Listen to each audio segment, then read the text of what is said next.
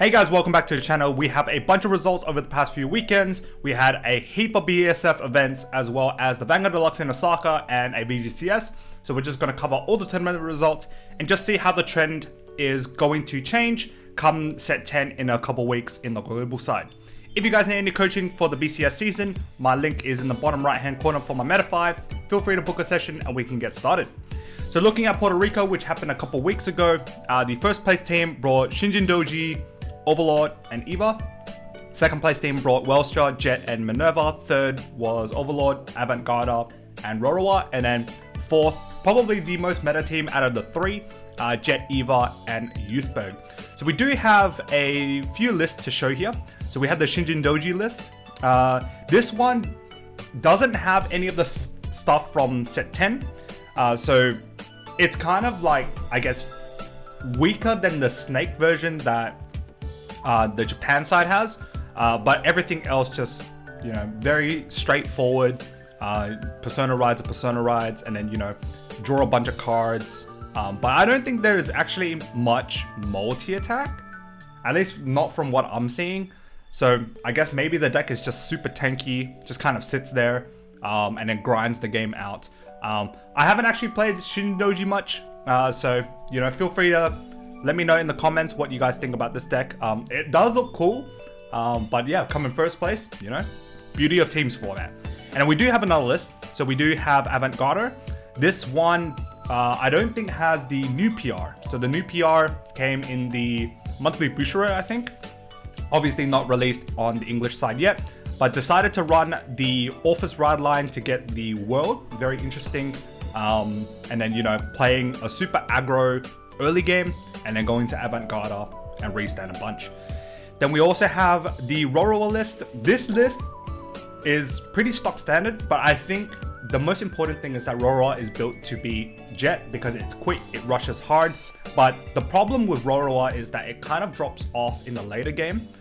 So, if Jet somehow, damages OT or like heals a bunch, then the tempo of this deck actually drops dramatically. But otherwise, the deck itself, has multi-attack in Radalina, and then, you sack 2 and then go into this one as well. Yeah, very, very cool deck. I've seen this deck run at locals multiple times. Yeah, definitely a deck that I will probably try out in the very near future. And then looking at the V Premium side, first place, King Switch brought Maiden, Jewel Knight, and Gurglet. Second team brought Luard, Messiah, and Musketeers. Man, I haven't heard of Musketeers in like years. And then third place brought Astropulse, Messiah, and Tabas. And then fourth brought Rising, Gridora, and Rebirth. So just looking at the Musketeer list, 4-4 of Cecilia and Vera, and 1 of the Rainbow Cecilia. Mad respect. And then otherwise, everything else is kind of V-oriented. You use Soul, hit a bunch of triggers, or call a bunch of triggers, activate them, and then yeah, just pretty much deck compress your deck, hit a bunch of triggers early game, pop down your Sylvias, rush hard early game, and then have your restand on Cecilia. So yeah, very cool deck, especially in the top ranks of BSF. Definitely really cool to see. Then in Premium, we had the first place team bringing Beatrice, Luard, and Holy Shine. Second place was King Switch with Gurglet, Lukia, and Jewel Knight. Mad respect to the Lukia player. Third place was Battle Sister, Shiruki, and Luard. And then fourth also brought a Lukia, Asura Kaiser, and Riviere. So just gonna look at the Silverthorn list. So this one ran either one of the Countercharger or the Emil as the starter. Zelma is probably one of the best cards ever released for Silverthorn as a whole in terms of the package. And then obviously, using all the old stuff in cooperation with the new stuff. And then, yeah, just play a really aggro early game. But this deck doesn't run the Rising Dragon. And I guess that one of the things to remember is that Rising Dragon needs 2 or 4 to be called out from Soul. And in the early game, you're probably not going to achieve that. And hence why, going for the upright line instead, which makes kind of sense. Otherwise, the G-Zone just, pretty normal for every Pale Moon deck. And then looking at the second one, so this one ran Rising Dragon, capitalizing on, Clemens, so having the 11k on hit, the moment you ride up to grade 3, and then, you know, still having Zelma and all the other good stuff as well. The good thing about this deck is that it compresses the deck really, really well. So what you can do is you can Sylvia out your Emil, and then something else, and then Emil in, top 5, compress a bunch, and then essentially your whole deck is triggers. So very, very cool. I think would love to see like the development of this deck, and I might actually try it myself and see what I can cook up. But yeah, mad respect to these guys. And then just looking at the Asura Kaiser list, this deck is actually pretty scary. So I was playing against, or actually I was watching a game at BCS Singapore last year, and pretty much it just restood a bunch of times and then pretty much rode down and then attacked again. So capitalizing on the Asura Kaiser, the War Deity, pretty much what you do is you're on the fighting guy stride.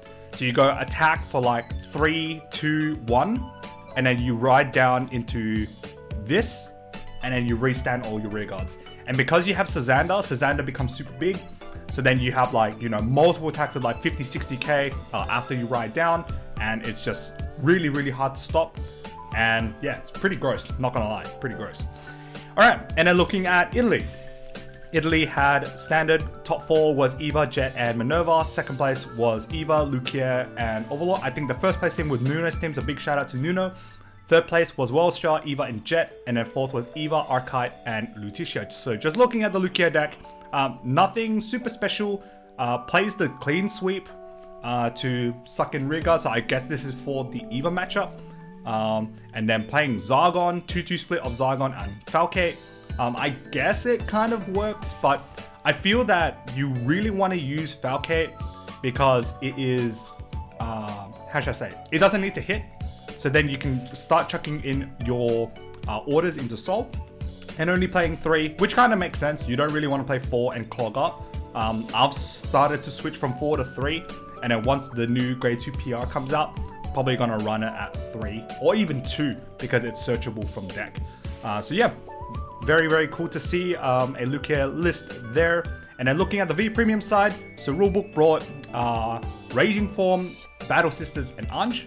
And then second place brought Messiah, Vanquisher, and Luard. Third was Night Rose, Luard, and Leopold.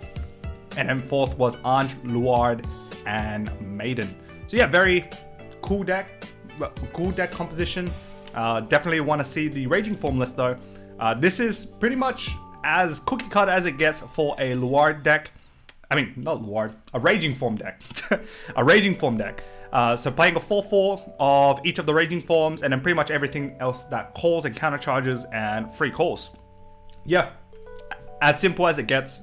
No special, you know, tech stuff. Your deck just does what it does and it wins, right? You have to be very careful with this deck. If you hit it to 5, then you might, you know, spell yourself some trouble. So yeah, very cool to see Raging Form there. And then Premium. First place brought Reindeer, Maiden, and Sweep. Second place brought Davas, Nightmare Doll, and Maiden. And then third brought Maiden, NLK, and Dylina. And then fourth played Battle Sister, Davas, and the Leader. So just gonna look at some of the decks. So the Battle Sister deck brought, you know, the OTT package. OTT package running with the Keta grade 3. And then this Keta grade 3, you can actually stack the heal trigger, which is really cool. And then there's other things like this, where it searches for one clan and essentially adds it to hand. Very, very cool inclusion. I think this is also used in Regalia as well. So a lot of the Keta cards are, you know, packaged up so that it can be, I guess, used in multiple decks in Premium as well. And everything else is kind of the same. Playing the Suku ride chain, so to say, or the Suku engine.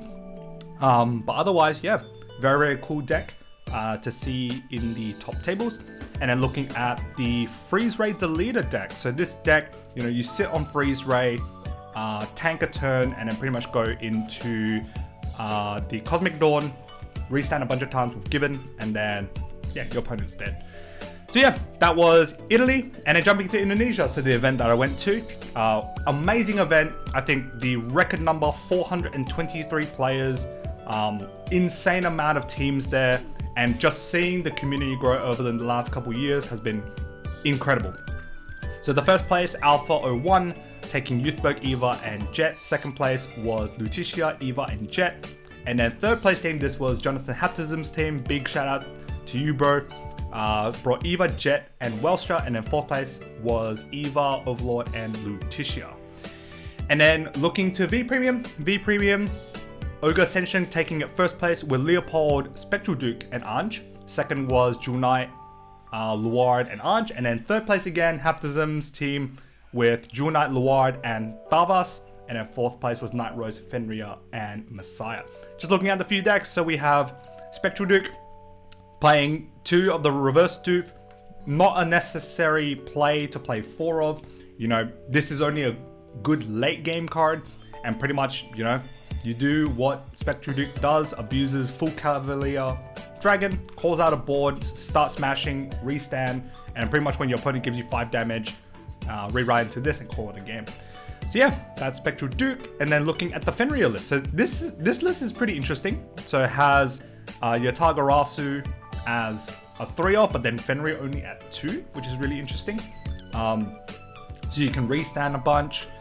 This one, you know, you have ways to manipulate your deck with Vanguard, as well as, you know, you can essentially search any of the cards here and add it to hand. Very, very abusable card, so to say. And then you have stuff like this where you can disrupt your opponent during their turn, and then essentially Fenrir can call out Vanguard and kill something else out as well.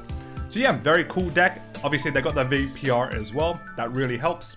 And yeah, that's pretty much Fenrir.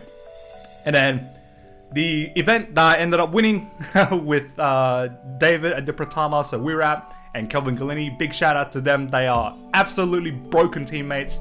Wouldn't have done it without them. And yeah, so we came first place. Wirap cooked consulting. We tried to cook too much on day 1 and burnt a lot of stuff, so hence why we became cooked on day 2. But you know, sometimes you don't really need to cook up some stuff to win a whole event, you know. So we brought Highlander, so Galini was on Highlander, I was on Nightmare Doll, and Wirap was on Maidens.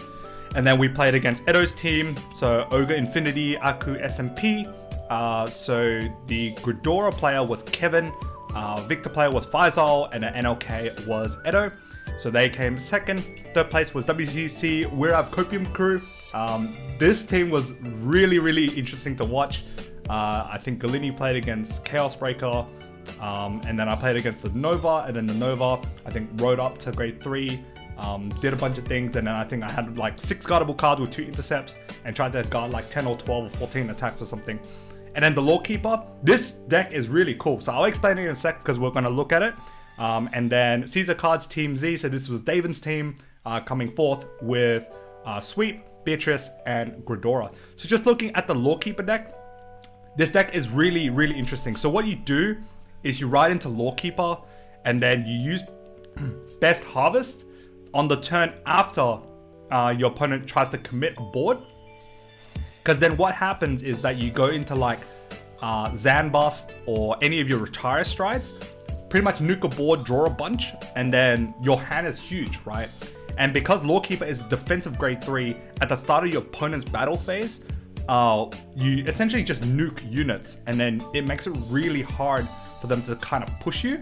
But in the early stages of the game, you know, you drop a whole bunch of stuff. You plus off this by bottom decking a normal unit, retiring, and then yeah, you just like do Kagero things that is not Overlord. And yeah, you have your counter charges in Athonic. But yeah, that's pretty much how the deck kind of functions.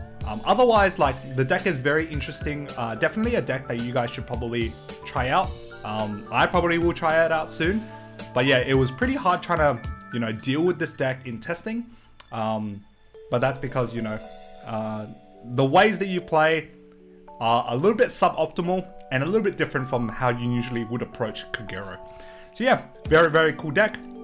And then going into Newark Standard. So first place bought a Jet Overlord and Eva PBO Overlord. Second was Jet, Eva, and Dragonic Overlord. Third was Eva, Jet, and Dragonic Overlord again.